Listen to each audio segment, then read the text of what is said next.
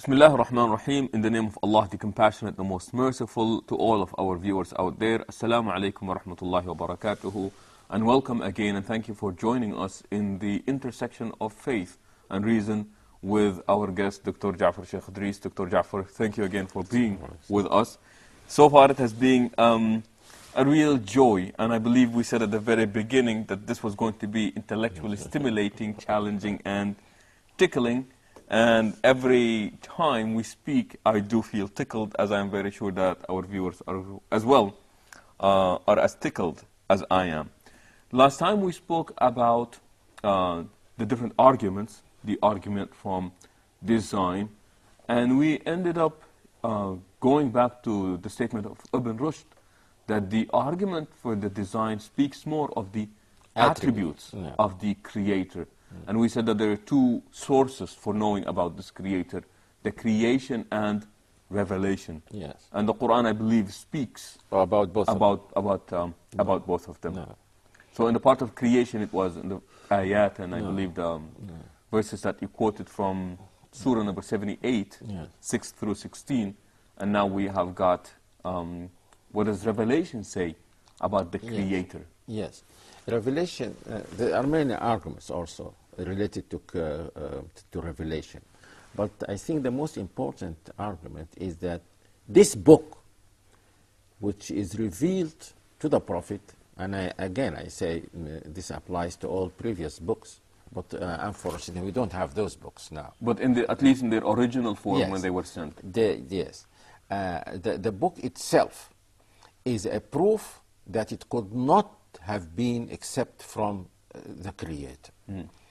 And there are many arguments for this. But one of the arguments, which is, I'm choosing it because it's very clear, it is clearly very rational argument. It says, وَلَوْ كَانَ مِنْ عِنْدِ غَيْرِ اللَّهِ لَوَجَدُوا فِيهِ اخْتِلَافًا كَثِيرًا. Had this book been from someone other than God, they would have found many discrepancies or contradictions also therein. So the Quran now is saying that there are no contradictions in this book, and therefore it must be, because if it were written by a human being, he would have contradicted himself. And I thought about this, and I have come up with some elaboration of this. When does the probability of contradicting oneself increase? It increases by the amount of time you spend in. If you speak for 5 minutes, you can be very careful. If you speak for an hour, chances are more that you would be contradicting yourself. If you say something today and tomorrow, and you speak every day like we have been speaking, say, for a week or so, and you are expressing your views, not like what we are doing here. You are not expressing our views, you are explaining something which is already there. Then the probability of your contradicting yourself increases. The Quran was revealed in the course of 23 years, and it was revealed in installments. A few verses today, a few verses after 7 days or a month, a few days after so on. And in spite of this, there is no contradiction. I said that imagine someone writing a column in a newspaper. He writes a column every week. And then after 2 years or so, he looks into what he wrote. I think he would laugh at himself. He would say, in January 1970, I said this. But in February 1972, I said this. So the probability of contradicting oneself increases. This is because a human being is not perfect. A human being forgets. And also, his knowledge increases or decreases. That's why he is liable to contradict himself. It also, the probability of contradicting oneself increases also with the amount of what one says. if you write a book, write an article of, say, 5 pages, the probability is less than if you write a book 500 pages. Sure, it's controllable. Yes. 5 pages. So the Quran is a big size. And in spite of this, there are no concerns. Also, and this is very important, it increases with the probability of contradicting oneself increases with the amount of the subjects that you deal with. Sure. If you are a physicist and you are, this is your specialization, and you write about physics only, the probability will be less than if you become like some philosophers who talk about physics, about religion, about economics, then the probability of contradicting oneself increases. Now, due to the variety of subjects that yes, are now because you discussed can't at this remember. You might say something in economics that contradicts something, as we will give some examples, inshallah, that contradicts something that you say in politics. Sure. Now, the Quran speaks about the Creator and his attributes and so on. It speaks about history, what happened it speaks about the future. It speaks about social organization, economic, social, political, and so on. It speaks about moral behavior. So it speaks about psychology. And in spite of this, there are no contradictions. And at first, I used to think of contradiction as being just a contradiction between statements. Someone says a statement here that contradicts a statement in another place. But now I think that the contradiction can be, and this is more important in fact, between what, I don't know how to express it. Suppose that someone like Marx talks about economics and about politics. His aim, it is said, that was to make people free. He thought that capitalism was the cause of enslaving people. So he wanted people to be free.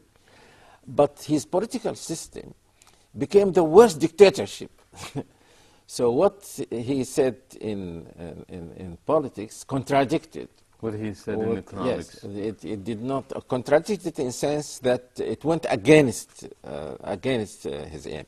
Some people now say that the same applies to democracy and capitalism. Where democracy is a political system and capitalism is economic system. Now, democracy says, for example, that everyone has the right to be a president, say, of the United States. All people are equal as far as this is concerned. But then capitalism gives this opportunity, only links this opportunity with wealth. If you are not yourself wealthy, or you are supported by people who have money, then you have no chance, even if you are the most competent person to be the president of the United States. So there is a contradiction between these two. One does not affirm. One does not affirm or confirm the other. It contradicts it in the sense that it makes the claim of democracy void.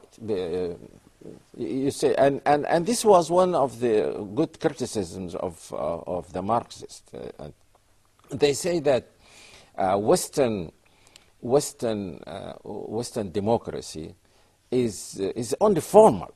It's only formal. It is not real, because you say everyone has the right to enter parliament.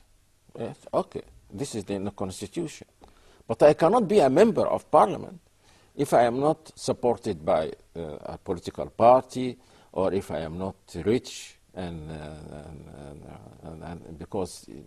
that's why, interestingly enough, some of the some people in the West who have Marxist leanings said that even elections contradicts the purpose of democracy, because in elections you are saying that some people are more competent than others.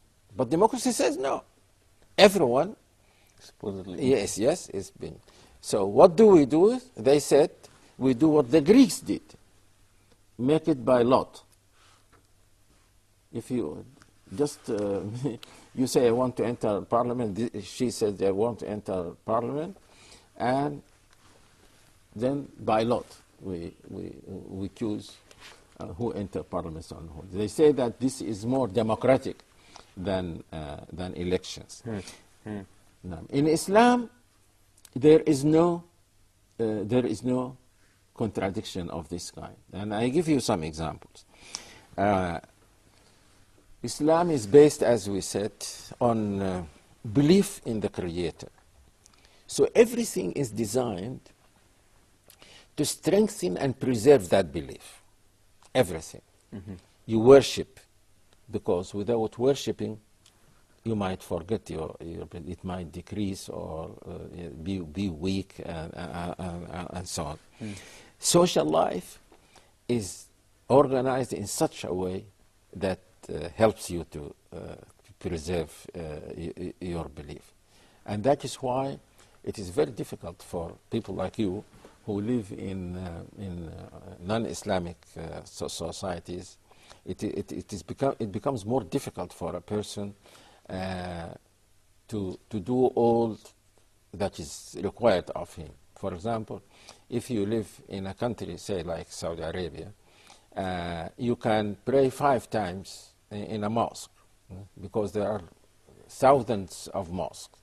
Or you live in a place like Egypt or so, or the Sudan, there are comparatively less, the opportunity is less, but again, and you meet Muslims, you learn from, and so on. But of course, some scholars said, in spite of this, it is better to go to non-Islamic countries to propagate the faith, because the faith cannot be propagated while you are staying at home.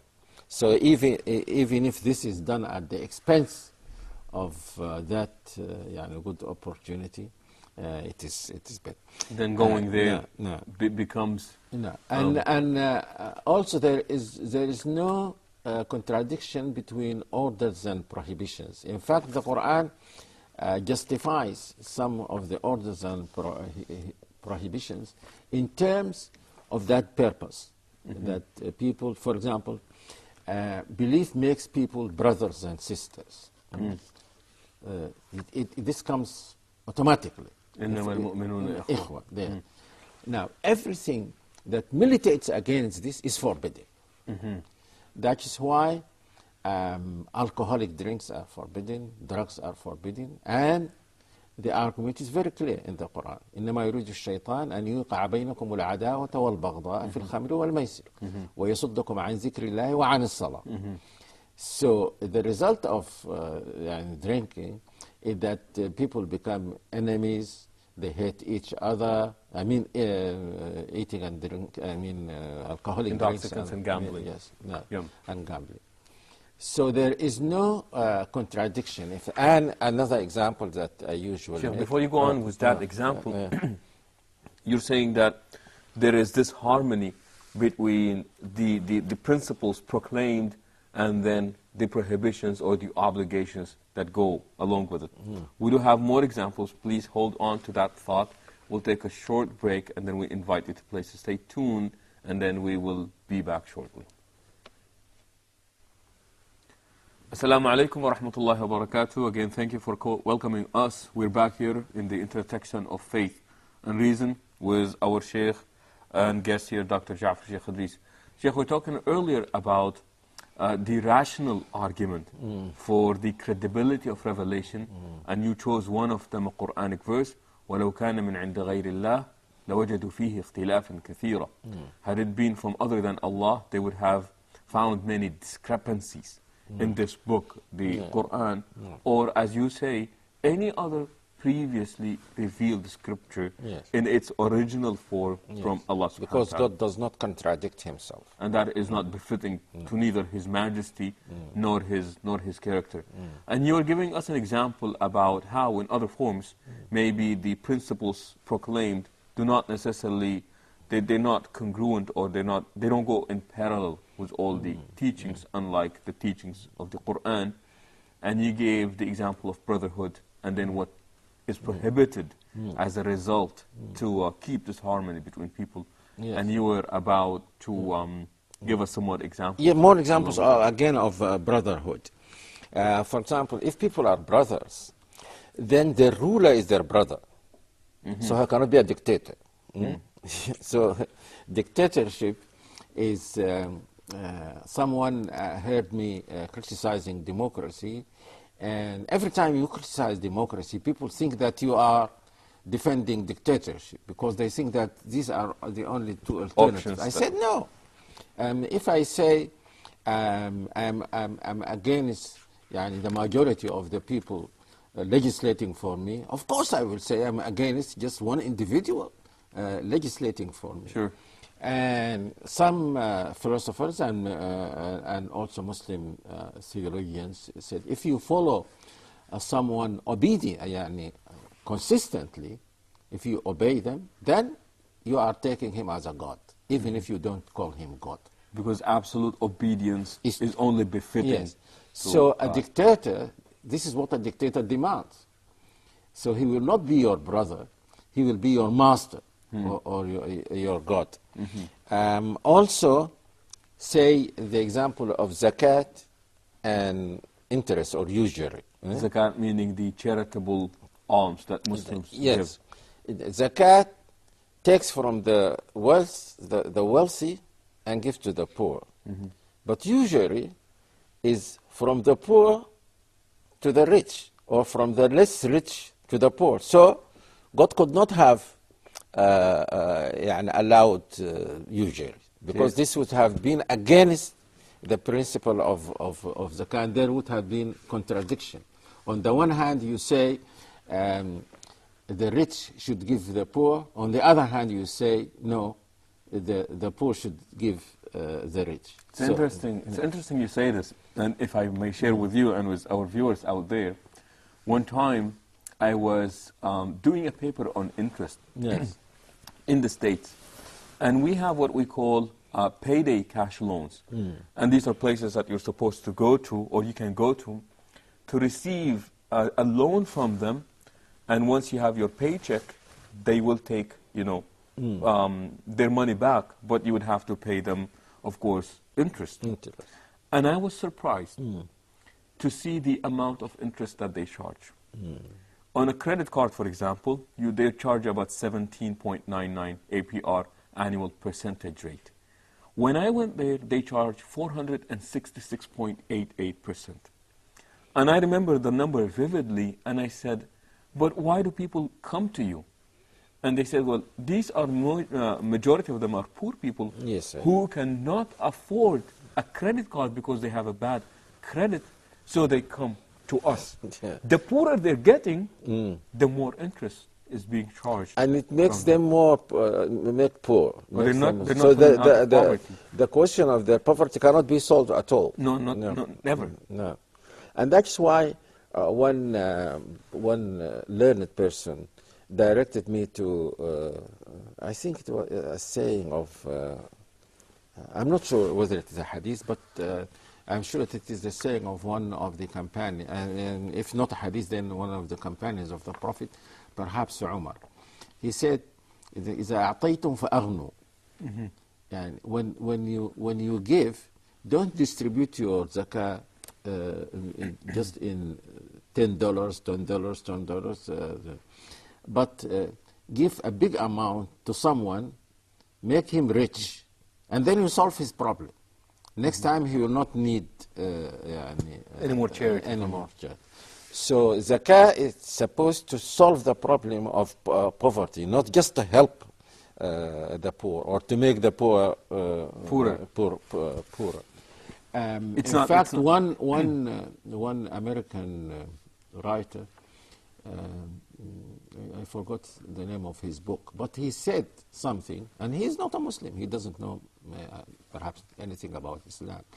He said that if there was a tax, and he said, I think 3% or something very near to zakat. Either he said 3%, perhaps he said 3%, on the capital of the rich people in the United States. This would have solved, there would have been no poor people in the world. My God. No. Not in the United States. Not in the United States. In the world. In the world. Just 3% of, say, annual, of course, of someone like Bill Gates, or someone second to Bill Gates in the same company. I think they say that his income is like that of the of Kuwait. Just imagine the income of just one person. So if you take zakah from that person annually, it solves the problem of thousands. And to be honest, Bill Gates is being very charitable lately. Yes. But what he is paying is much less than zakah. Now, also, I want to elaborate on this further.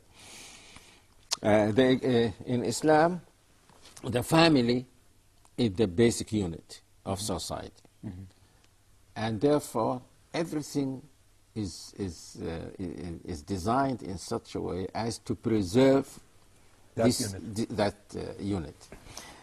No sex outside marriage. No sex outside marriage.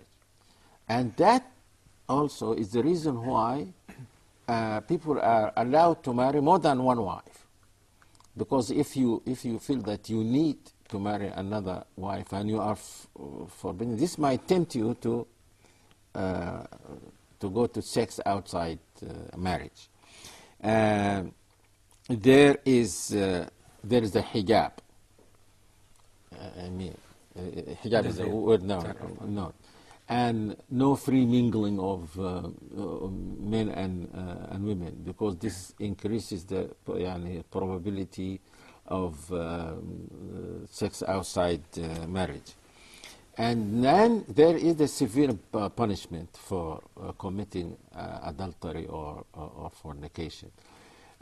Many people now think that this punishment is very severe.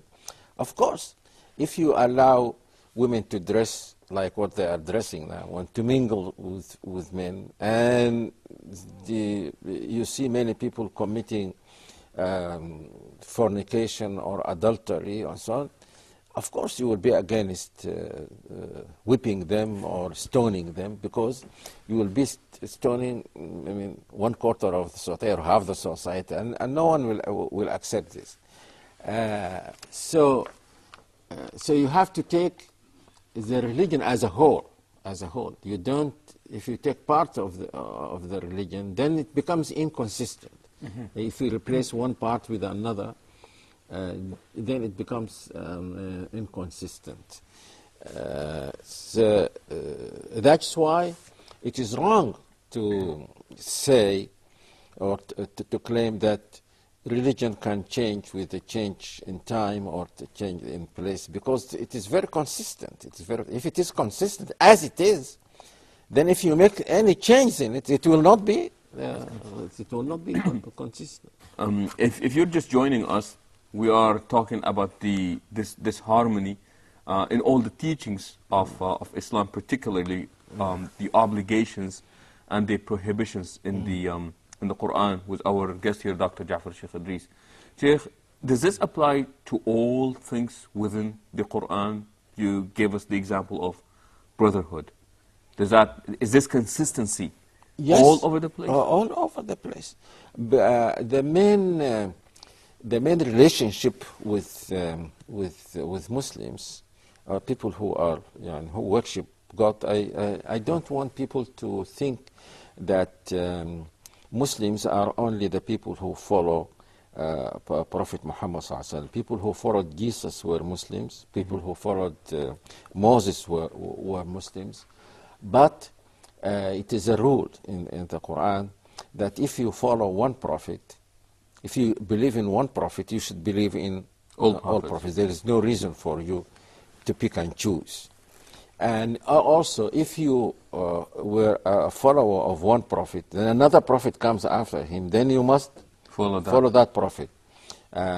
So it is a wrong argument that some people now use. You say we are following a prophet, Jesus or Moses, or so. Why should we follow Muhammad? We say that this is a contradiction. Because if Muhammad is a prophet, and he says that God sent him as his final prophet, then you should follow him.